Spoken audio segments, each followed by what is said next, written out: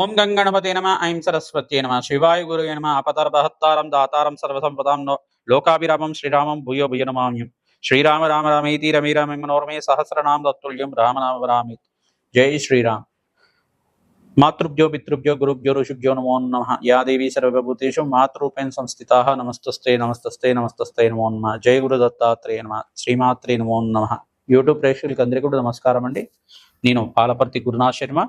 మీకంతా కూడా జ్యోతిష్ సంబంధమైన విషయాలన్నీ కూడా గోచార రీత్యా ఈ యొక్క గ్రహాల యొక్క స్థితిగతి మేరకంతా కూడా గోచార చక్రవశాత్ అంతా కూడా మేషాది ద్వాదశ రాశుల వాళ్ళకి ఈ యొక్క మాస ఫలితాలంతా కూడా చెప్పడం జరుగుతుంది. గ్రహాల యొక్క స్థితిగతి కలయిక ఆధారంగా వాళ్ళ దృష్టి, గ్రహాల యొక్క గ్రహదేవతల యొక్క దృష్టి కేంద్రం అంతా కూడా ఈ రకంగా ఉంటుంది.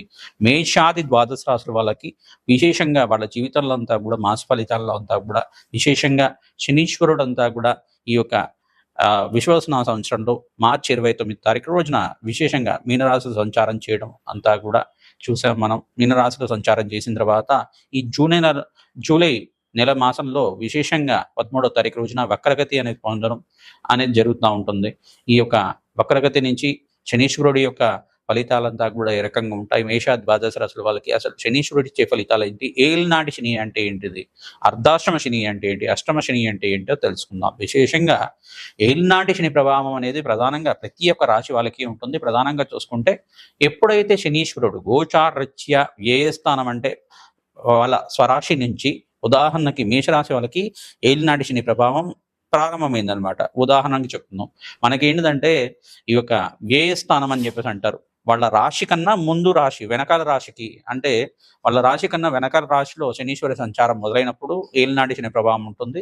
ఆ 2.5 సంవత్సరాలు ఉంటుంది. అది వ్యయస్థాన శనీశ్వర ఏలినాటి శని ప్రభావం అని చెప్పేసి అంటారు. తర్వాత జన్మస్థ శని అని చెప్పేసి అంటే, జన్మస్థ శని అని చెప్పేసి అంటే స్వరాశిలో ఏదైతే రాశి ఉందో మేషరాశి వాళ్ళకి, మేషరాశిలో శనీశ్వర సంచారం జరిగినప్పుడు అది 2వ దశగా ఉంటుంది. అది 2.5 సంవత్సరాలుగా ఉంటుంది.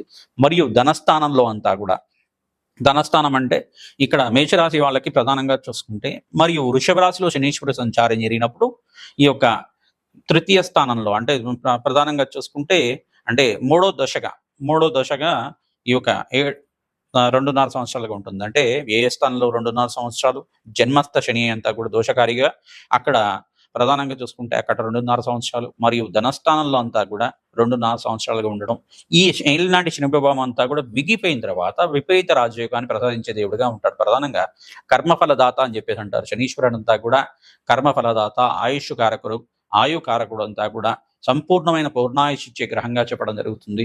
కర్మశేషాన్ని అనుభవించే విధంగా చేసే గ్రహంగా చెప్తుంది. ప్రధానంగా పాపకర్మనంతా కూడా నివారణ చేసే గ్రహంగా చెప్తుంది.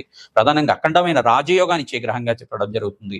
విపరీత రాజయోగానికి కారణమవుతారు. రాజకీయంలో మంచి పదవి రావాలన్నా శనీశ్వర అనుగ్రహం ఉండాలి. విశేషంగా సంపూర్ణ ఆరోగ్యంతో ఉండాలన్నా శనీశ్వర అనుగ్రహం ఉండాలి.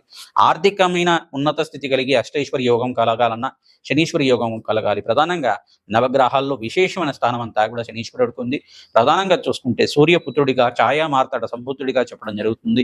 ప్రధానంగా చూసుకుంటే శనీశ్వరుడు అంతా కూడా తైలాభిషేకానికి ప్రీతమాంసగా ఉంటాడు. ఎవరైతే తైలాభిషేకం చేస్తూ ఉంటారో శని త్రయోదశి రోజు కానీ శనివారం రోజున కానీ విశేషమైన తైలాభిషేకం అంతా కూడా చేసుకుంటారు. ప్రాతకాలంలో అంతా కూడా అఖండమైన పుణ్యయోగం ఇచ్చే గ్రహంగా చెప్పడం. తిల దానము, తిల హోమం ఆచరించడం వల్ల ఏలినాటి శని ప్రభావం నుంచి బయటపడడానికి ఆస్కారం ఉంటుంది.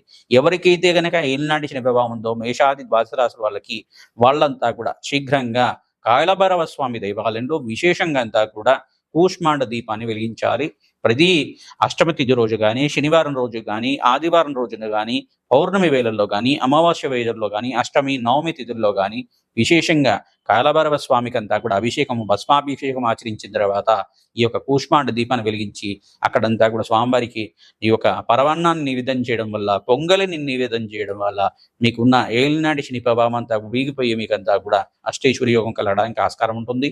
ఇక్కడ వక్రగతిలో ఉన్న శనీశ్వరుడి యొక్క ప్రభావం అంతా కూడా, వక్రగతి ఇంకా మొదలే కాలేదు, వక్రగతి రాకముందే ఆ యొక్క దాని ప్రభావం అంతా కూడా, శనీశ్వరి ప్రభావం అంతా కూడా ముందుగానే ప్రకృతిలో అంతా కూడా వైపరీత్యాలు జరుగుతూ ఉండడం, ఇట్లాంటి విమాన ప్రమాదాలు జరగడం కానీ, ఆ యొక్క ఆర్థిక సంక్షోభం జరగడం కానీ ఇట్లాంటివి జరుగుతూ ఉన్నాయి. ప్రధానంగా చూసుకుంటే ఆ యొక్క జన నష్టం జరగడం కానీ, ఈ యొక్క ప్రకృతిలో అంతా కూడా కొన్ని సంఘటనలు జరగడం కానీ, ఈ యొక్క ప్రమాదాలు అనేది సూచనప్రాయంగా చెప్పడం జరుగుతుంది. ఈ యొక్క శనీశ్వరుడి దోషకారకంగా ఇట్లా జరుగుతా ఉంటుంది వక్రగతి ప్రభావంగా.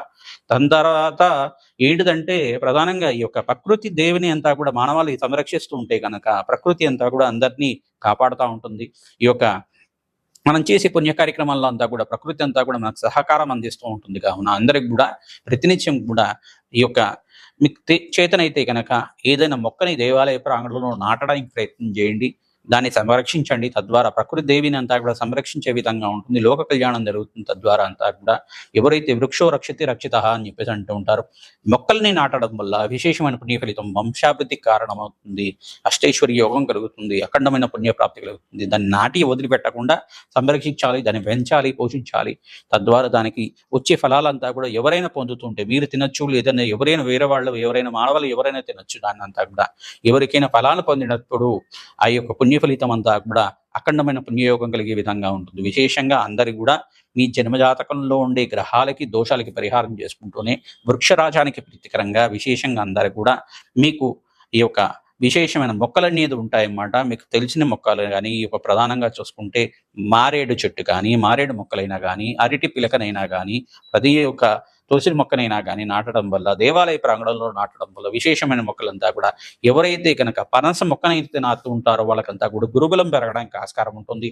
విశేషంగా ఉసిరి మొక్కనంతా కూడా నాటడం వల్ల అఖండమైన ఐశ్వర్య యోగం సిద్ధిస్తుంది, మహాలక్ష్మి కటాక్షం కలుగుతుంది. మహావిష్ణువు ప్రీతికరంగా ఉసిరి మొక్కని తులసి మొక్కనంతా కూడా నాటడం వల్ల విశేషమైన పుణ్యయోగం సిద్ధిస్తుంది. విశేషంగా వైష్ణవాలయంలో నాటడం వల్ల అఖండ పుణ్యయోగం సిద్ధిస్తుంది. కావున అందరికీ కూడా విశేషమైన ఫలితం వచ్చే విధంగా ఈ యొక్క ఫలితాలంతా కూడా చెప్తాం. విశేషంగా ఎవరైతే ఏలినాటి శని ప్రభావంలో కానీ, అర్ధాష్టమ శని ప్రభావంలో కానీ, అష్టమ శని దోషంలో కానీ ఉన్నారో, విశేషంగా జూలై నెల మాస ఫలితాల్లో భాగంగా శనీశ్వరి యొక్క ఫలితాలంతా కూడా వక్రగతి పొందిన తర్వాత ఎటువంటి పుణ్య ఫలితాలు వస్తాయి, ప్రధానంగా ఎటువంటి దోషాన్ని నుంచి బయటపడడానికి ఆస్కారం ఉంటుంది, వ్యాపారంలో కానీ ఆర్థిక ఇబ్బందుల్లో కానీ దాని నుంచి బయటపడడానికి ఎటువంటి పరిష్కారాలు ఆచరించాలంతా కూడా మేషాది ద్వాదశ రాశుల వాళ్ళకి ఎటువంటి ఫలితాలు వచ్చే విధంగా తెలుసుకుందాం. ప్రధానంగా నాగవల్లి దళార్చన పూజా విధానం, ఆంజనేయ స్వామికి సింధూరాభిషేకం ఆచరించడం వల్ల విశేషమైన పుణ్య ఫలితం కలుగుతూ ఉంటుంది. తమలపాకు పూజ అంతా కూడా ఆచరించడం, తమలపాకుల మీద శ్రీరామ అనే నామాన్ని సింధూరంతో కానీ గంధంతో కానీ రచించి ఆ మాలనంతా కూడా తీసుకెళ్లి ఆంజనేయ స్వామి మెడలో హారంలాగా వేయడం వల్ల శ్రీరామ నామ జపం చేసుకుని మాత్రం చేతిని సకల గ్రహదోష నివారణ జరుగుతుంది. శనీశ్వరుడు అంతా కూడా మానవాళికి వరం ఇచ్చాడనమాట. ఎవరైతే ఆంజనేయ స్వామి దేవాలయంలో ఆంజనేయ స్వామిని అర్చించిన తర్వాత విశేషంగా నాకంతా కూడా శనివారం రోజున తైలాభిషేకం చేసి నల్ల నువ్వులంతా కూడా నా పాదాల మీద వేసిన వాళ్ళకి అఖండమైన పుణ్యయోగాన్ని, ఏలినాటి శని ప్రభావం నుంచి బయటపడి వాళ్ళకంతా కూడా శనీశ్వర దోషం నుంచి బయటపడడానికి ఆస్కారం ఉంటుంది. కర్మశేషం అంతా కూడా పాపకర్మ నివారణ జరిగే విధంగా నేను అనుగ్రహిస్తాను.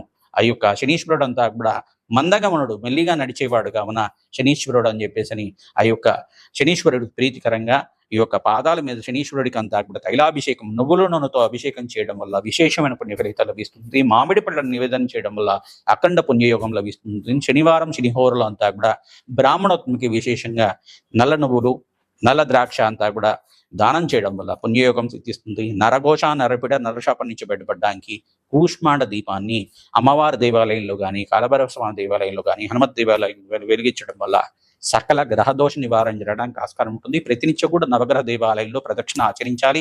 ఆర్థిక ఇబ్బందుల నుంచి బయటపడతారు. ఎటువంటి పనులు మొదలు కట్టుకున్నా కానీ దాని నుంచి ఆటంకాల నుంచి బయటపడడానికి, ఆటంకాలంతా కూడా నివారణ జరగడానికి నిత్యం అంతా కూడా గణపతి ఆరాధన చేయాలి. విఘ్నాలంతా కూడా తొలగిపోవడానికి మహాగణపతి ఆరాధన చేసుకోవడం, విజయ గణపతి ఆరాధన చేసుకోవడం వల్ల అఖండ పుణ్యయోగం సిద్ధిస్తుంది. తద్వారా ఎవరైతే గనక గణపతికి ప్రీతికరంగా ఉండ్రాళ్ళు నివేదన చేస్తారో అఖండ పుణ్యయోగం సిద్ధిస్తుంది. సకల గ్రహదోష నివారణ జరుగుతుంది. విశేషంగా మీకు ఏలినాటి శని ప్రభావం నుంచి బయటపడడానికి ఆస్కారం ఉంటుంది. సింహరాశి జాతకులకంతా కూడా గోచార రీత్యా జూలై నెల మాస ఫలితాలంతా కూడా ఏ రకంగా ఉంటుంది. విశేషంగా శనీశ్వరుడు అంతా కూడా జూలై మాసంలో అంతా కూడా వక్రగతి అంతా కూడా పొందుతున్నాడు. కావున ఇక్కడ అష్టమ స్థాన శని దోషం అంతా కూడా ఉంది. విశేషంగా మీకంతా కూడా ఈ యొక్క గ్రహదోష నివారణ జరిగి అష్టైశ్వర్యోగం సిద్ధించడానికి ఎటువంటి పరిహారం చేసుకోవాలి. జన్మస్థానంలో ప్రధానంగా చూసుకుంటే కుజుకేతుల కలిక అంతా కూడా సంభవిస్తుంది. కావున ఈ మాసంలో మీరు చేసుకోవాల్సిన పరిహారం అంతా కూడా ఏం చేసుకోవాలో తెలుసుకుందాం. ప్రధానంగా సింహరాశి జాతకులంతా కూడా ప్రతినిత్యం కూడా సూర్య ఆరాధన చేయడం వల్ల అఖండ పుణ్యయోగం సిద్ధించడానికి ఆస్కారం ఉంటుంది. ఏకాదశ స్థానంలో బృహస్పతి మరియు ఈ యొక్క సూర్య భగవాను సంచారం చేయడం అఖండ పుణ్యయోగంలో ఉంటుంది. గురు కటాక్షం లభించడానికి, వివాహాది శుభకార్యాలు జరగడానికి అఖండ పుణ్యయోగము, లాభసాటిగా వ్యాపారం నడవడానికి ఆస్కారం ఉంటుంది. జన్మ జాతకమే ప్రధానమైన జాతకంగా ఉంటుంది. జన్మ జాతకం అంతా కూడా చూపించుకొని ఈ యొక్క పరిహారం చేసుకోవడం వల్ల విపరీత రాజయోగం సిద్ధించడానికి ఆస్కారం ఉంటుంది. ప్రతినిత్యం కూడా దత్తాత్రేయ నామస్మరణ చేసుకుంటూ ఉండాలి. ఈ యొక్క దత్తాత్రేయ గురుచరిత్ర పారాయణ చేసుకోవడం వల్ల సకల గ్రహదోష నివారణ జరగడానికి ఆస్కారం ఉంటుంది. అష్టమ స్థానంలో శనీశ్వరుడు దోషకారిగా ఉన్నాడు కావున కాలభైరవ స్వామి దేవాలయంలో ఈ యొక్క కూష్మాండ దీపాన్ని వెలిగించడం కానీ, ఉప్పు దీపాన్ని కానీ వెలిగించడం వల్ల సకల గ్రహదోష నివారణ జరగడానికి ఆస్కారం ఉంటుంది. ప్రధానంగా కాలభైరవ స్వామికి భస్మాభిషేకం చేయడం వల్ల అఖండ పుణ్యయోగం సిద్ధిస్తుంది. ప్రధానంగా నల్ల కుక్కలకి ఎవరైనా ఆహారం పెట్టడం వల్ల సకల గ్రహదోష నివారణ, శనీశ్వర దోష నివారణ జరగడానికి ఆస్కారం ఉంటుంది. కావున విశేషంగా ఈ పుణ్య ఫలితాన్ని పొందే విధంగా పరిహారం ఆచరించండి. సులభమైన పరిహారం చెప్తున్నా కావున ప్రతినిత్యం కూడా పుణ్య ఫలితాలు వచ్చే విధంగా గోమాతకంతా కూడా విశేషంగా కుంకుమార్చన చేసుకునే విధంగా, ప్రధానంగా గోమాతకి ఈ యొక్క విశేషంగా అర్చన చేసుకునే విధంగా ప్రతినిత్యం కూడా గోమాతకి పసుపు కుంకుమ గంధంతో అలంకరణ చేసుకోవడం, గోమాతకంతా కూడా పుష్టభాగం దగ్గర, ఆ తోక భాగం దగ్గర నమస్కారం చేసుకోవడం అఖండ పుణ్యయోగాన్ని సిద్ధిస్తూ ఉంటుంది. 11 ప్రదక్షిణాలు కానీ, 27 ప్రదక్షిణాలు కానీ, 54 ప్రదక్షిణాలు కానీ, 108 ప్రదక్షిణాలు కానీ ప్రతిరోజు కూడా అర్చన చేయడం వల్ల, ప్రతినిత్యం కూడా గోమాత సేవ చేయడం వల్ల, గోంగూర కానీ, తోటకూర కానీ గోమాతకు సమర్పించడం వల్ల అఖండ పుణ్యయోగం సిద్ధించడానికి అవకాశం ఉంటుంది. ప్రతినిత్యం కూడా హనుమతారాధనలో భాగంగా తమలపాకు పూజ చేయండి. అఖండమైన పుణ్య ఫలితం లభిస్తుంది. హనుమతాలయంలో విశేషంగా ఈ యొక్క తమలపాకు మాలనంతా కూడా వేయడం వల్ల అఖండ పుణ్యయోగం సిద్ధించడానికి ఆస్కారం ఉంటుంది. సింధూర అభిషేకం చేయించుకొని ఆ సింధూరాన్ని ధరించడం వల్ల సకల గ్రహదోష నివారణ చేయడానికి ఆస్కారం ఉంటుంది. ఎవరైతే గనక విశేషంగా వెంకటేశ్వర స్వామి దేవాలయంలో, వెంకటేశ్వర స్వామి పుణ్యక్షేత్రంలో కానీ వెంకటేశ్వర కళ్యాణాన్ని ఆచరిస్తూ ఉంటారో శీఘ్రంగా, అతి శీఘ్రంగా కళ్యాణ యోగం సిద్ధించడానికి ఆస్కారం ఉంటుంది. అఖండ పుణ్యయోగంతో ఆనందమైన జీవితం జీవించడానికి, అష్టైశ్వర యోగం కలగడానికి ఆస్కారం ఉంటుంది. ప్రతినిత్యం కూడా శనీశ్వర దోష నివారణార్థం ఈ యొక్క పిండి దీపారాధన, వెంకటేశ్వర స్వామికి పిండి దీపారాధన చేస్తూ ఉంటారు. వెంకటేశ్వర స్వామికి పిండి దీపారాధన కానీ, అఖండ దీపారాధన కానీ దేవాలయ ప్రాంగణంలో కానీ, మీ ఇంట్లో కానీ చేయడం వల్ల 7 శనివారాలు కానీ, 11 శనివారాలు కానీ ఆచరించడం వల్ల అఖండ పుణ్యయోగంతో అష్టైశ్వర్య యోగం కలగడానికి ఆస్కారం ఉంటుంది. వెంకటేశ్వర స్వామి అష్టోత్తర నామాలతోటి నిత్యం పూజ చేసుకుంటూ ఉండాలి. తద్వారా అఖండ పుణ్యయోగం సిద్ధించడానికి అవకాశం ఉంటుంది. దత్తాత్రేయ చరిత్రనంతా కూడా పారాయణ చేసుకోవడం వల్ల అఖండ పుణ్యయోగం సిద్ధిస్తుంది. ప్రతినిత్యం కూడా హనుమతారాధనలో భాగంగా 27 ప్రదక్షిణాలు కానీ, 108 ప్రదక్షిణాలు కానీ ఆచరించడం వల్ల మంచి పుణ్యయోగం సిద్ధిస్తుంది. శ్రీమాత్రే నమః.